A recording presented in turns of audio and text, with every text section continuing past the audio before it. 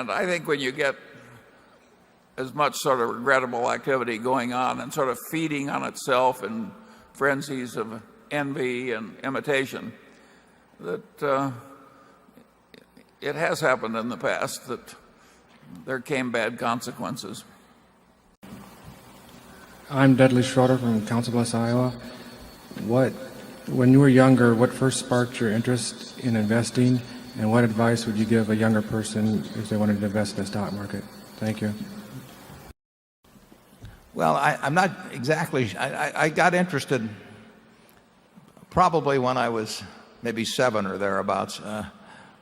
I wasted my time before that. It's a little like W.C. Fields. When he inherited some money, somebody asked him what he did with it, and he said he spent half of it on whiskey and the rest he wasted.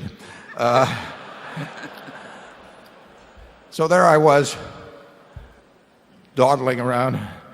But I got into, my dad was in the business, so I would go down to his office and I would see these interesting books, and I would read them, and I would go down. He was on the 4th floor of what's now known as the Omaha Building at 17th and Farnham, and on the 2nd floor was Harris Uppleman Company, and they had a board, and I would go down there.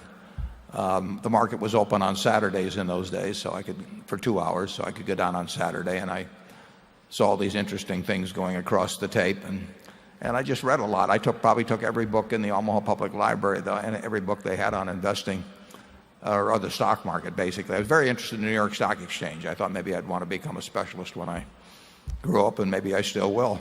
But I took all the books out, I read them, and finally when I was 11, I bought 3 shares of stock, and I didn't know. I was fascinated by the subject. My dad got elected to Congress, so now the library became even bigger, and I took all the books I could out of there on markets, and I used to chart and do all that sort of thing.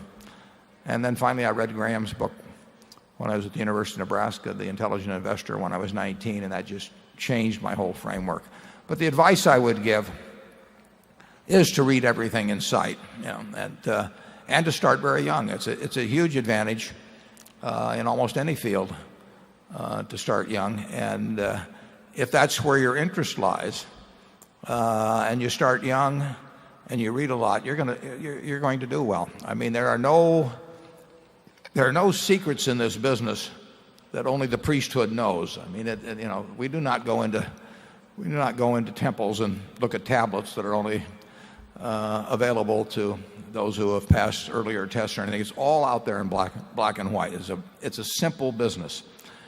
It requires qualities of temperament way more than it requires qualities of intellect. I mean, if you've got more than 125 IQ, you can throw away the rest of the points or give them to your other members of the family or do something, because you don't need it in investing. But you do need a certain temperament that enables you to think for yourself, and then you have to develop a framework, and I developed it from reading Ben Graham. I didn't come up with it myself. Very simple framework. And then you have to look for opportunities that fit within that framework as you go through life, and you can't do something every day. You can learn every day, but you can't act every day.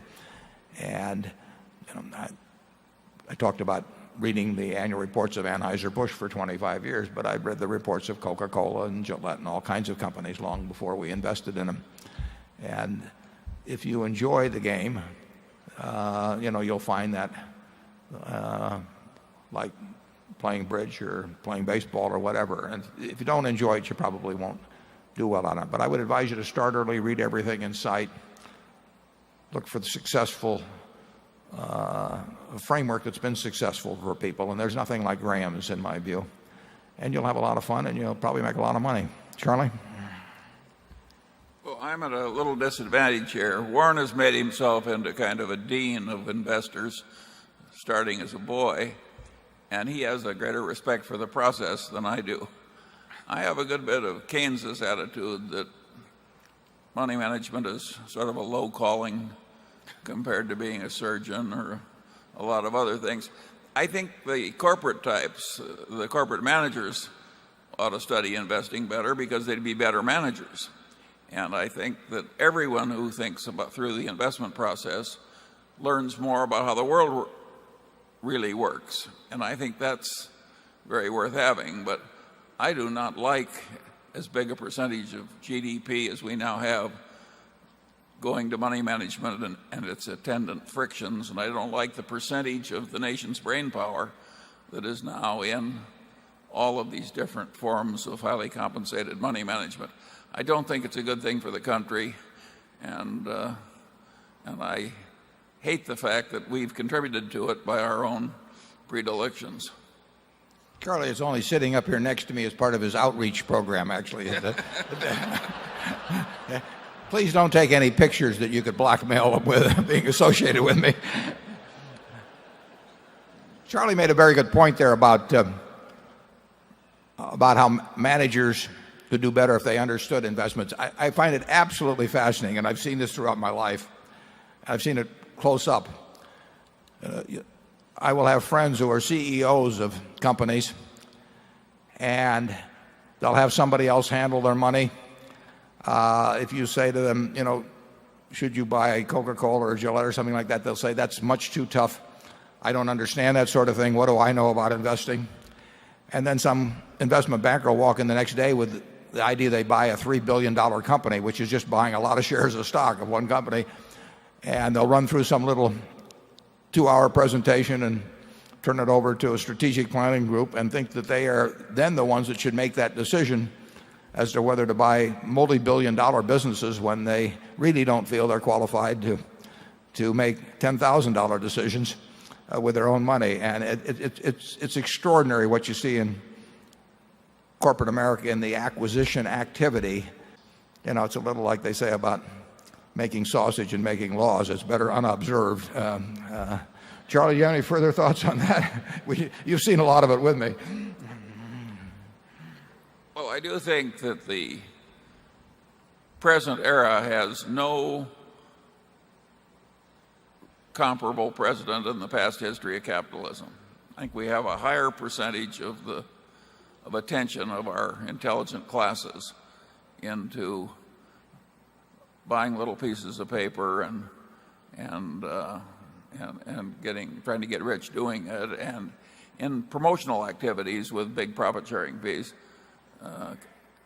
I can recall no past era which had a similar concentration of this type of activity. Can you, Warren? No, but I think you would say probably too that when we've seen sort of baby versions of this, something subsequently happened. Oh yes, if you want to talk about what are the future implications, a lot that I see now kind of reminds me of Sodom and Gomorrah.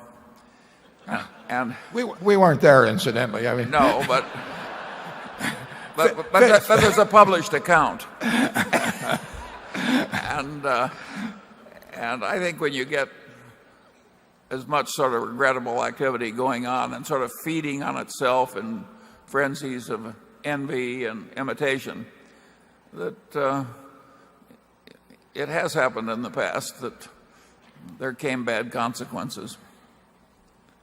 On that cheery note, we'll move to number 5.